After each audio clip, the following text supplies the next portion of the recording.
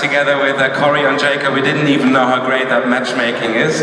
He will reveal more on stage. So my pleasure is to introduce Martin Varsavsky on stage, the founder of Phone. His mission is basically to bring free Wi-Fi to the world. And Corey Andrejka, Vice President of Mobile Engineering at Facebook, and basically responsible for the digital turnaround for the mobile strategy. All right, all yours. Well, thank you.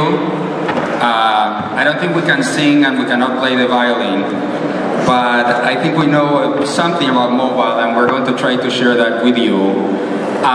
What I thought we could do to get started, maybe Corey, you would like to introduce yourself, and if you'd like, start with that story of sort of the near-death transformation of Facebook, which I think is so fascinating because, as we know, Facebook had a time in which it went public, the stock tanked, and we were all worried, and now the stock is thriving, the company is mobile, and here's the man greatly responsible for this. So I thought it would be a good idea for all of you to meet him and for him to tell us more details about that story. Well, thank you for that introduction.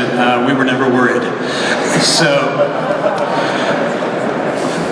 I'm Vice President of Engineering at Facebook, and for the last 2 years, I've been running the mobile product group at Facebook. And so that's mobile engineering and mobile product development. So the core apps on iOS and Android, the core technology behind those applications, the product infrastructure, and generally trying to take those apps from where we were 2 years ago.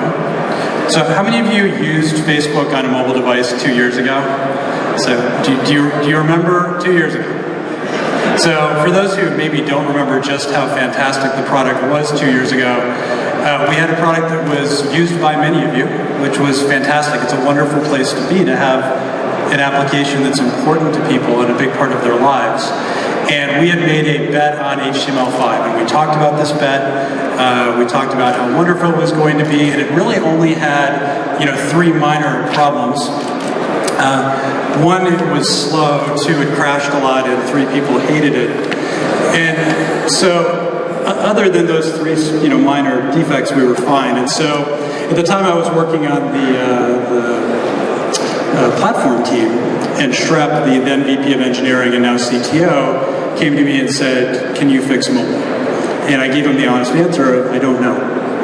And he liked that answer and said, "Well, go do it."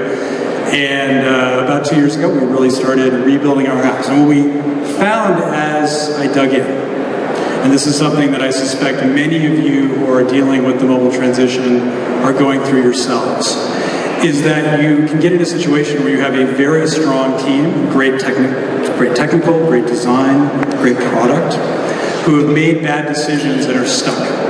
And they're writing problems and creating problems as fast as they can fix them. And so at that point, you have to tell them to take a step back and ask them to define what the problem is. And for us, it was we didn't know how to do native mobile development well.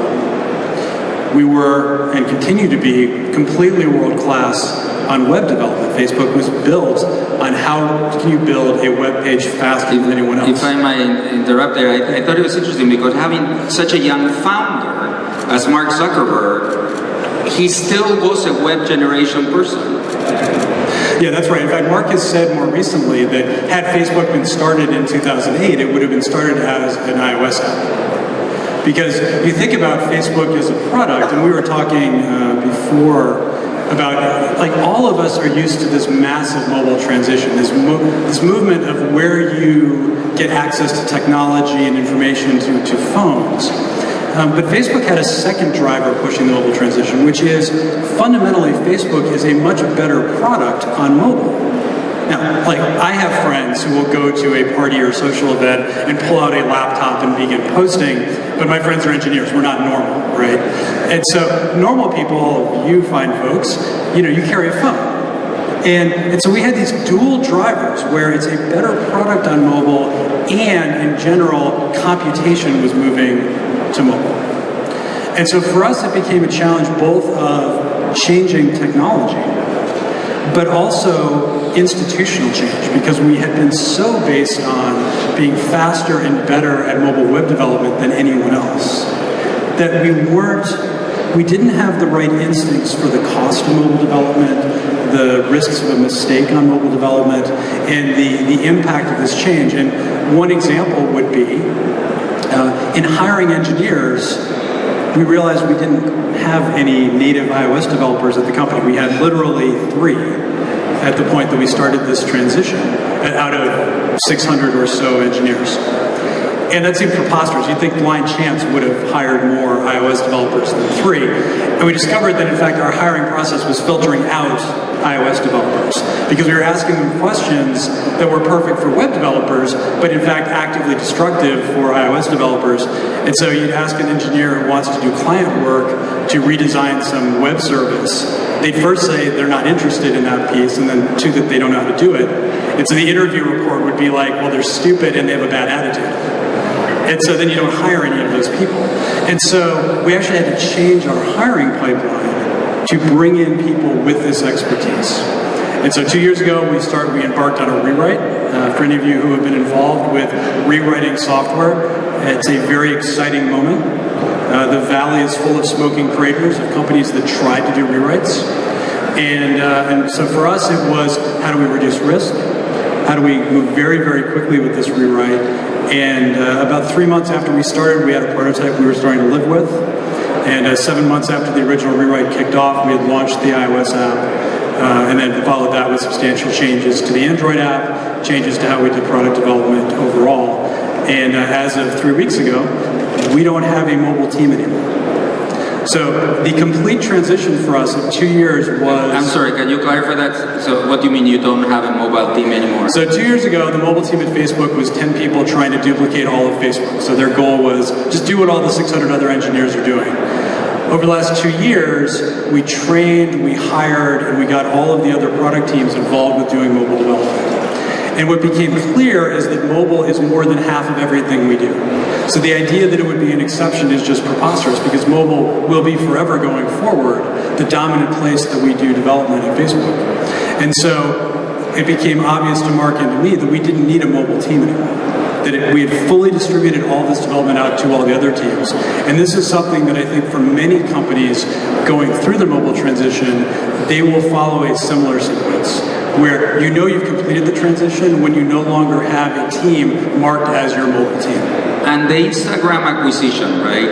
How is that integrating into all of Facebook? And wasn't that really the realization that you say, hey, here's a mobile-only company that's done so incredibly well. How did you bring them in, and how was that integration?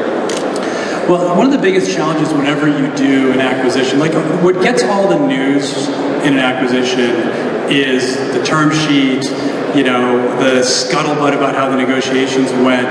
But the actual challenge of an acquisition is making the team successful once they come in the door. And with Instagram, you know, we had, you know, an incredible leader in Kevin, we had an incredible product, and a determination on our side to not mess that up. And so we viewed it as, how do we simply accelerate Instagram and help them do things that, frankly, maybe they didn't want to be doing. And an obvious example was Facebook. We spent a tremendous amount of time figuring out how to deal with abusive or spammy information on the site. And we built very, very generic systems for doing this. And so we were able to just hand to Instagram, hey, why don't you plug your system into this, and we'll be able to reduce your spam. Come use our infrastructure, it's cheaper and better than your infrastructure. But in doing that, we were very careful to not have Instagram pay a strategy tax for being part of Facebook. Now, what happened that was even better than that is because the Instagram team is frankly a fantastic group of people, we immediately started getting engineers together and product designers together and started sharing notes on what had worked and what hadn't. And so you can actually see the influence both in the code, both ways, to design decisions on both sides, you know, especially on Android where it's so challenging to build for this very diverse ecosystem of Android devices. There are a lot of very tricky things to do in order to get high performance, great scrolling, make the camera work everywhere, and that's something where we were able to share a lot of information. But the key piece was focusing on how to integrate them in a way that kept Instagram, and I think that both they and we have done a pretty good job of that. No, I also in this conversation, I wanted to share some news with you regarding phone, and I wanted to announce basically that Qualcomm, a company that plays such a key role in the mobile world, both on mobile and on Wi-Fi, has become has acquired a part of our company, and Qualcomm has joined our board. And I think what's interesting about Qualcomm is that they're at the heart of everything that is mobile. They're in our chipsets, they're in Wi-Fi, they're in mobile, they're in Snapdragon, and yet they're not a brand name, right? If I say before we're talking about Google buying it, or all the brand companies, Facebook not a brand company, but for somebody like you, how do you coordinate with new devices coming up, a hectic ecosystem, new types of screens, new designs? Very carefully. For those doing native development, you really have these two worlds that are very distinct. You have the Apple ecosystem in iOS, which is a very certainly planned and controlled ecosystem. Relatively small number of devices, relatively slow rollout of different devices. The change to iOS 7 this year was one of the most dramatic changes to iOS, and that took a fair amount of planning to hit. On Android, it's a little bit more of the Wild West. You have devices appearing all the time. The technology moves very quickly. I think if you look at a company like Qualcomm, part of what they do to really drive this ecosystem forward is not only are they building great chipsets and pushing hard to make GPUs and CPUs, the graphics and computation parts of phones faster and better and cheaper, they also release reference designs. These reference designs are incredibly important to the lower end, or frankly more typical part of Android, where having reference designs in the field moves all of Android forward really quickly. And so how we plan for that is we take advantage of the alpha and beta channels that the Google Play Store offers. So Android allows you to ship alpha and beta software to users, and we're fortunate to have a very large user base and a very large number of users who wish to engage. And so we actually release, on alpha, we release our native Android app 4 or 5 times a week. Our beta version 2 times a week. And this is a very, very high release rate for native mobile, and we're able to do that on Android because of the Play Store and because of having a really engaged user base. And this is an audience of engineers, but it's also an audience of business people and designers. And I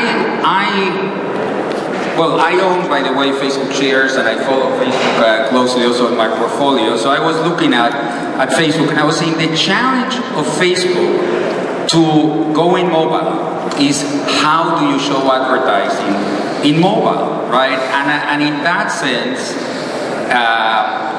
Facebook nailed it, right? This advertising, which is part of the stream that comes on your mobile screen, the scrolling up of the advertising, that I'm sure a lot of people at Google were also pretty shocked that something so obvious hadn't occurred to them. But can you tell us a little about how that developed, and also a little bit about the technology backend to both show the stream and bring the ads in?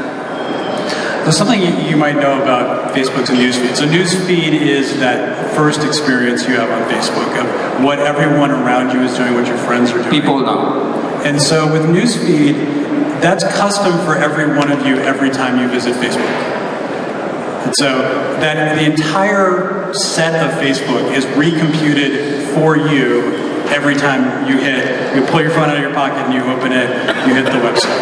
And so the good thing is we already had the computational resources to be able to make decisions about ad insertion into newsfeed, because frankly, that's what newsfeed is all about, is being able to bring the most relevant content to you. In terms of ads moving into feed, on the web, we had the right-hand column, and that's where advertising was on the web page. And we made the decision to start exploring bringing content into newsfeed. That actually started, a year and a half ago at this point. And it started pretty simple. We had sponsored stories, we had sponsored pages. It was a very small number. And what we found is when we could make those really relevant, they performed really well, they had no impact on sentiment, and because what people care about is relevancy, right? The importance is being able to bring something to you that's really important. And so from there, it actually was the ads team, both on the sales side and on the technology side, saying, we have this new format that we really, advertisers were still learning, we were still learning, and it was really a joint effort for us to simplify what ads could go into it, and making sure that we could really manage how those were inserted and make sure that what we were showing you was relevant. Yeah, no, I was very impressed because still if you use Facebook today, I think it's so much, the ads are so much better on mobile than on the web, right? I mean, the web seems to be, that team there seems to have to learn from your team, or maybe, like you said, you're only one team now. But what became more interesting and made Facebook more money is that the ads became more relevant and less annoying. So there must have been a lot of work, the work that was done there. Then the other thing that Facebook has done, and that has benefited us at Phone, and I have a few routers here to give away after the freebie after the talk, is to authorize things with Facebook, right? And Facebook, because if you think about it, if you think about a company like PayPal, for example, PayPal is a company that is worth tens of billions of dollars, who dealt only with one issue, which is annoying entering of credit card information.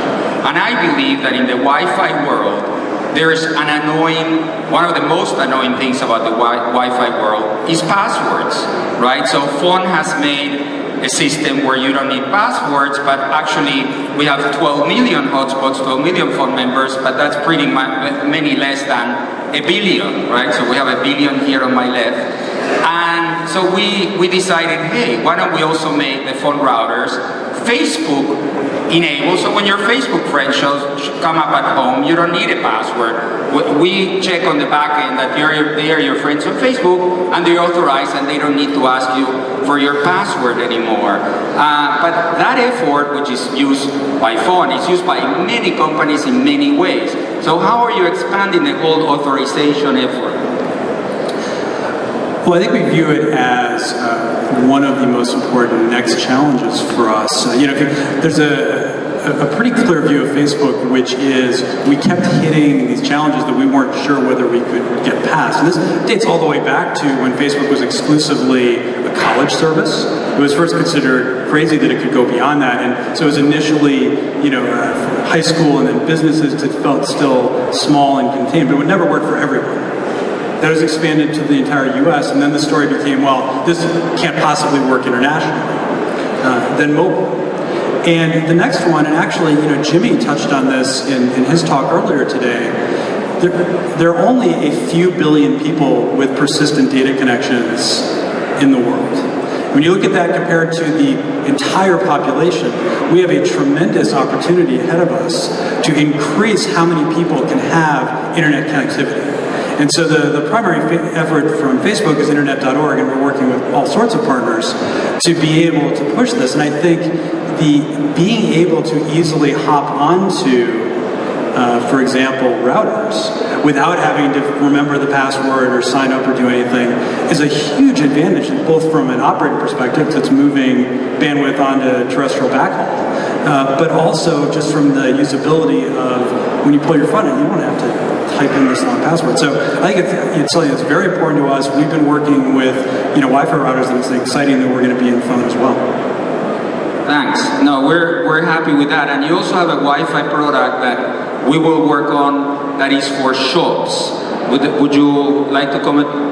Well, it's the same basic idea that if you walk into a store that wants to offer you Wi-Fi, the last thing the operator, owner of the store wants to do is have you sign up for some extra service that you don't know how to use, or worse, have you not take advantage of the opportunity. And so being able to just do a Facebook check-in to have Wi-Fi is something that we're really excited about, and certainly the stores where it has gone into, it's worked out very well for them as well. And I know you have to be gadget agnostic, let's say, because you want to work on all gadgets, but just the core, your own preference. which ones are the people who are making mobile gadgets who you admire the most? Well, we were laughing because we had the same combination of phones in our pockets right now. So since I've been responsible for all of mobile, I'm constantly bouncing between iOS and Android. And on iOS, I think that those are fantastic devices. The degree of polish and design and integration in Apple devices is fantastic. On the Android side, the Nexus 5, really strong device. Been very happy using that, but the one that in many ways I'm most excited about is the Moto Q. Here you have a device that at an unbelievably low price point gives you a great screen, a great CPU, plenty of storage, and that's going to change Android across the world. It's resetting expectations for what a typical Android device is going to be. And that, as we look out over the coming years, it's going to be, Jimmy talked about having a $60 phone. That's going to be the Moto Q next year. Yeah, no, I'm also super impressed by that, but especially about the fact that by lowering the threshold, the next 2 billion people in the planet can join. So we're basically out of time now. I don't know if we had a little time for questions. One question? Okay. We have time for one question. I see one here. No pressure, one question. It's a simple question. Martin, could you open one of these little boxes and show how it looks inside? Okay. I'll be happy to do that. So this is what you will be getting. It programs through mobile, and we only have 50, so I hope we don't have a stampede and you can get some yourself. Thank you very much. Thank you.